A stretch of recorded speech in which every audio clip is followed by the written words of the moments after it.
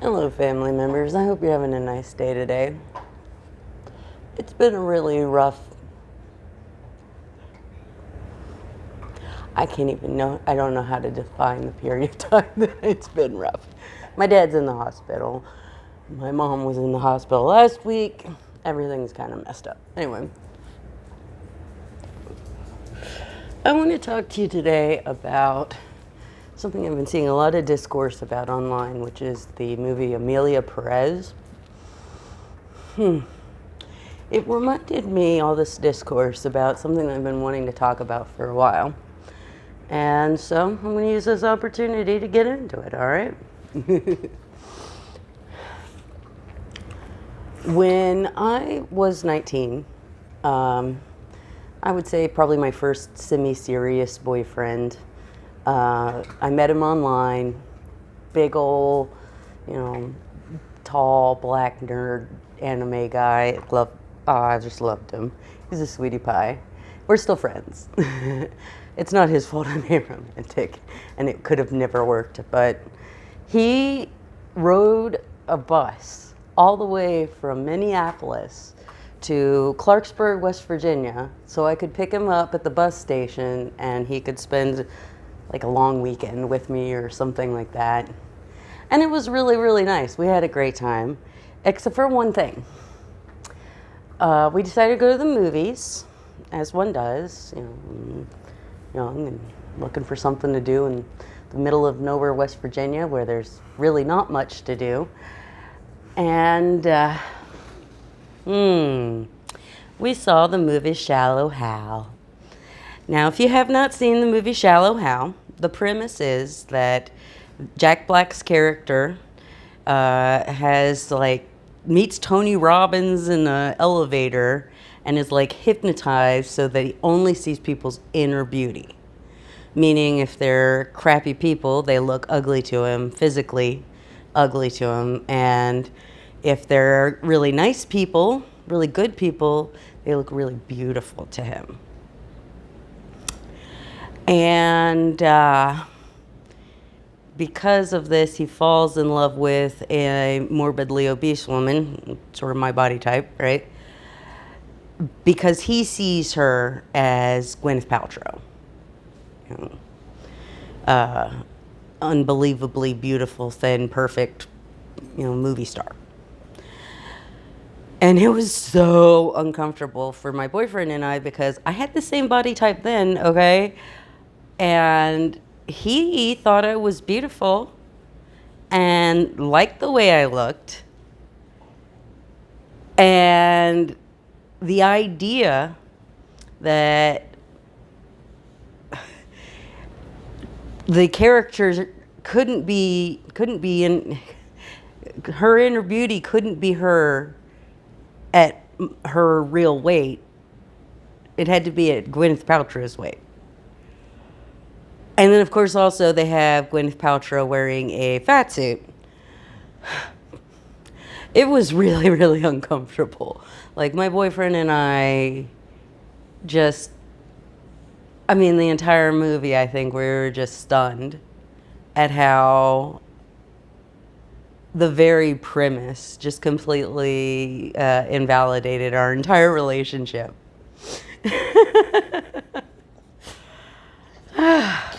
Yeah. That's the problem with Emilia Pérez, too. Emilia Pérez has a trans character played by a trans woman, which is good. Obviously, that's better than the alternatives. But it's directed and written, and the premise all came from cis people. And the problem with only having one person there to represent the trans experience, the main actress, is trans people are not a monolith. It seems to me that this woman, the lead, I can't remember her name, I'm so sorry, might potentially be a trans medicalist. And if you don't know what a trans medicalist is, it's a very divisive thing in the trans community. There are certain trans people who sort of subscribe to that, like, respectability politics, blah, blah, blah, BS. You know, your Caitlyn Jenners or your Debbie Haytons, for example.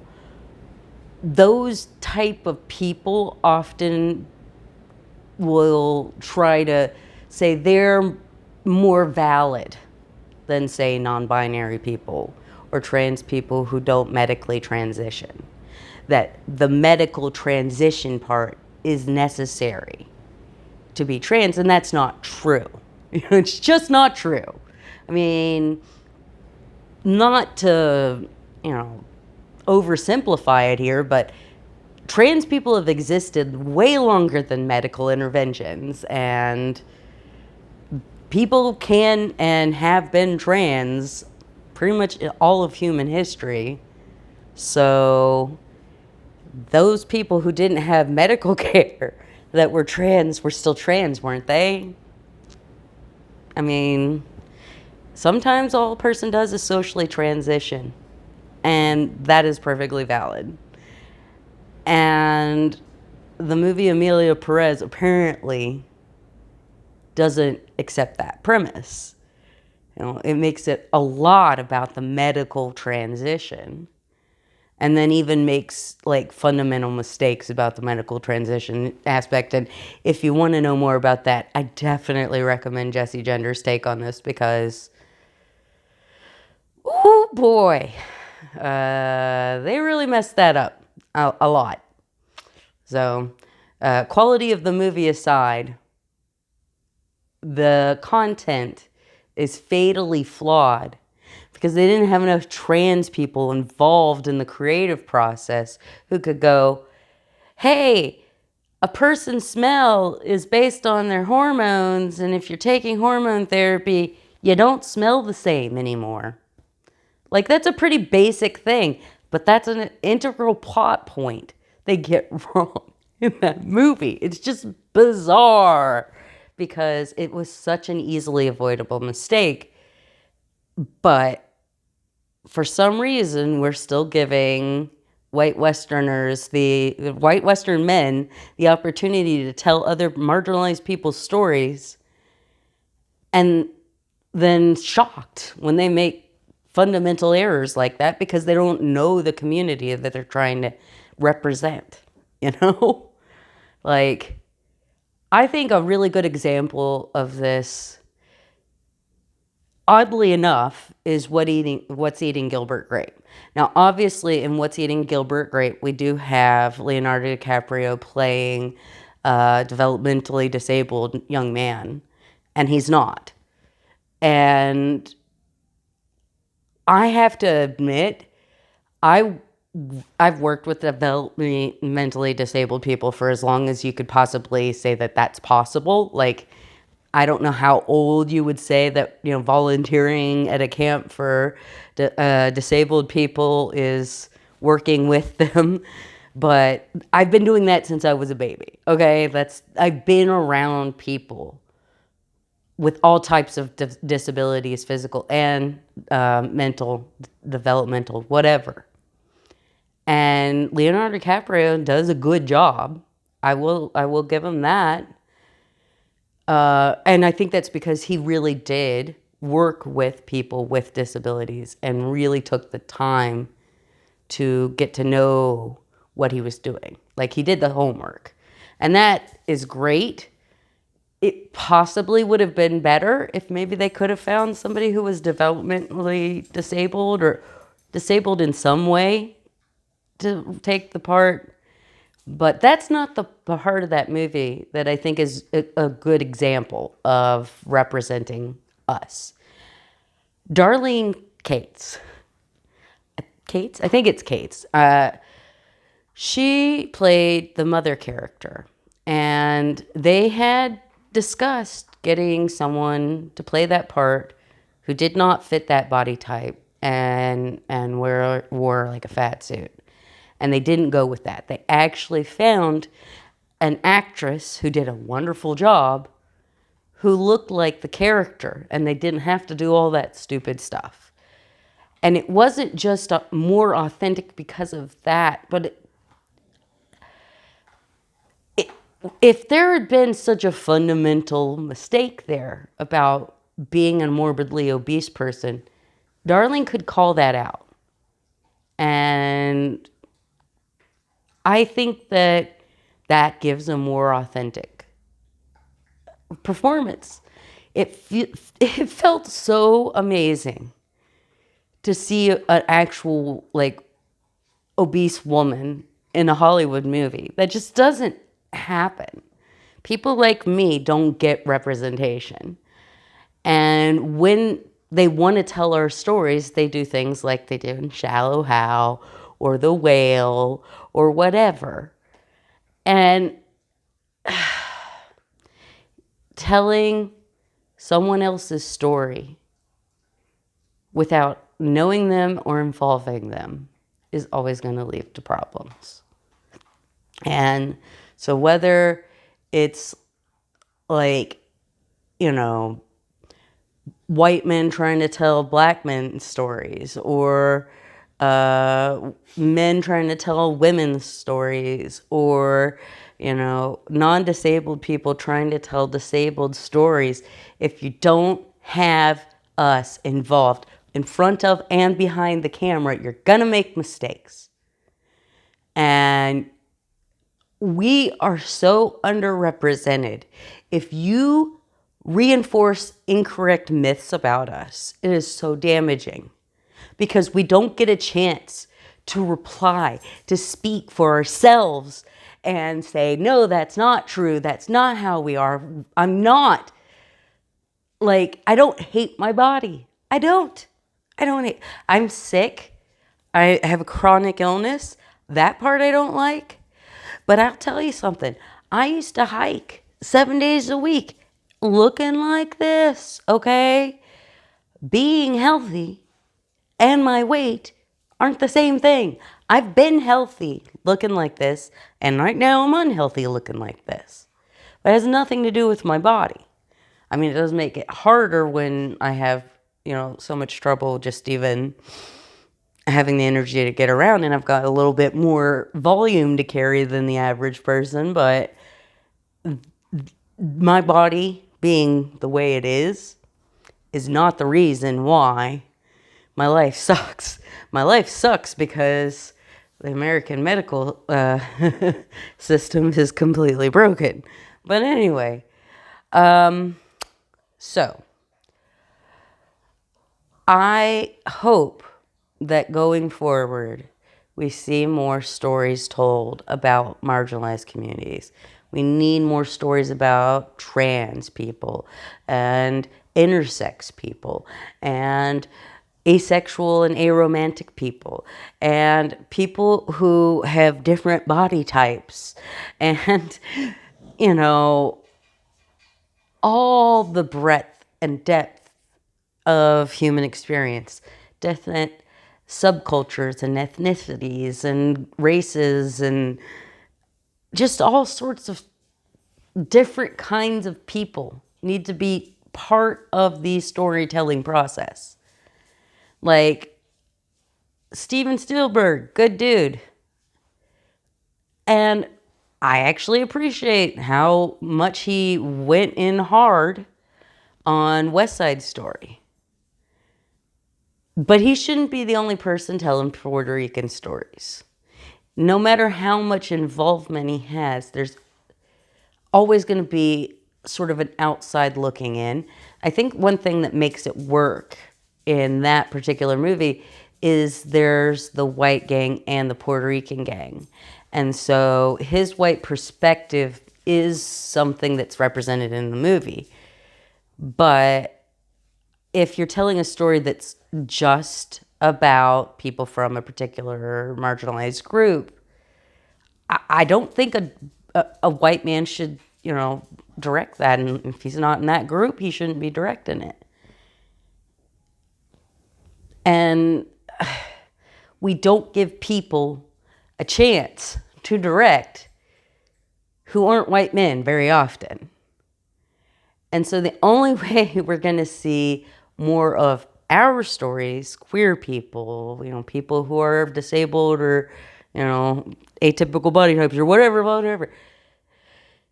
The only way we're going to see that is if they break down those doors and start letting directors who are not white men in.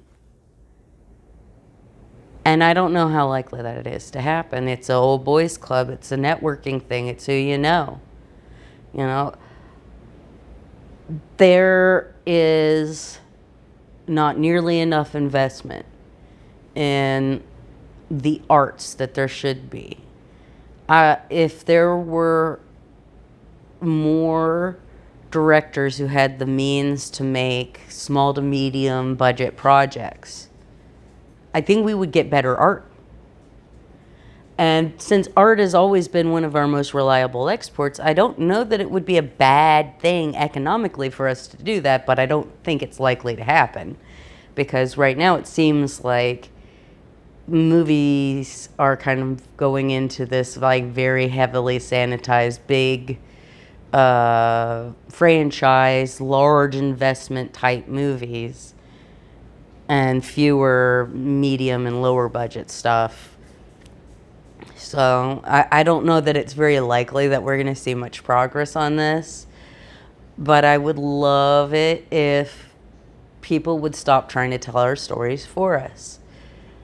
That's the problem with Emilia Pérez, or Shallow Hal, or The Whale, or any number of things, I think maybe even like say Green Book or possibly even The Help would be kind of good examples of this.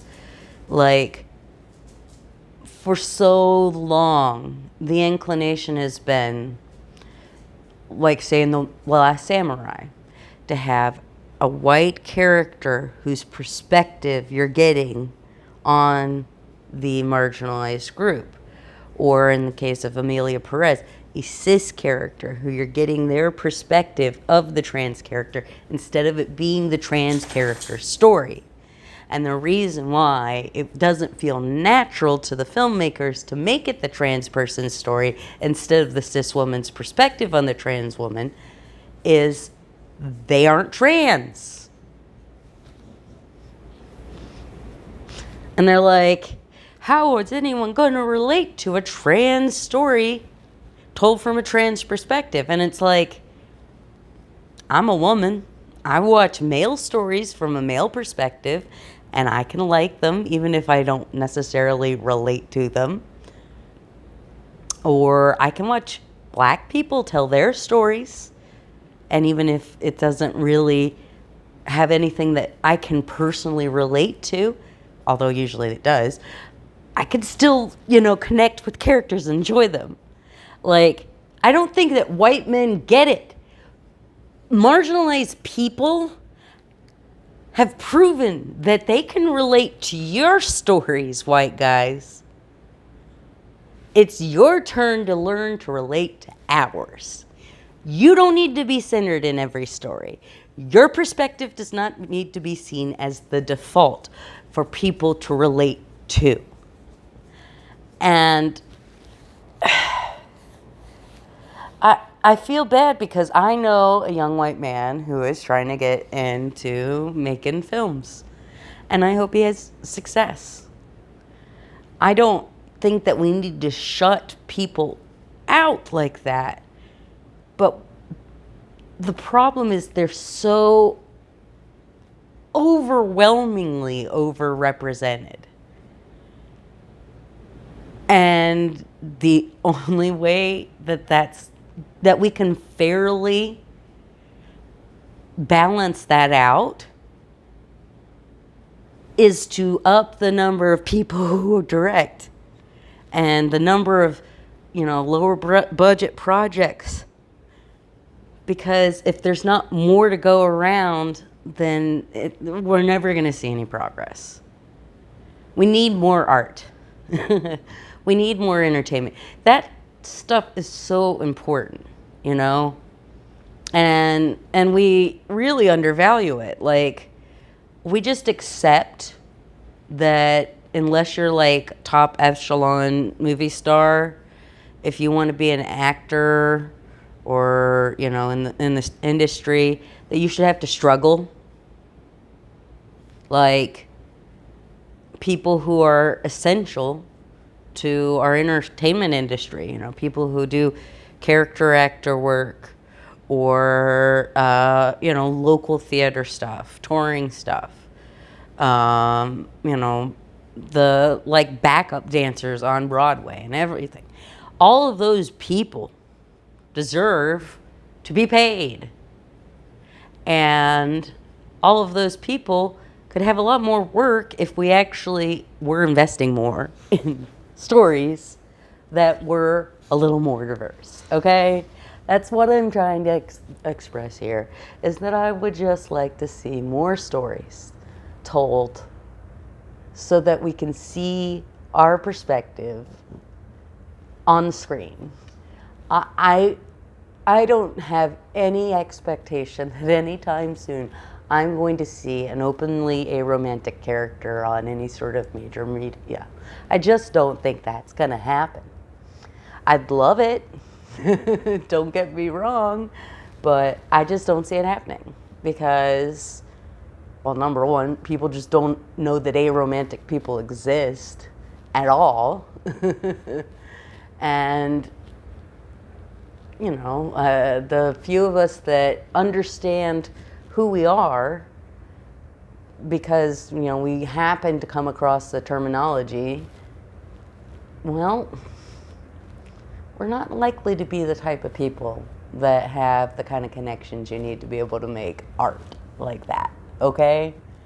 Just because there's not many of us.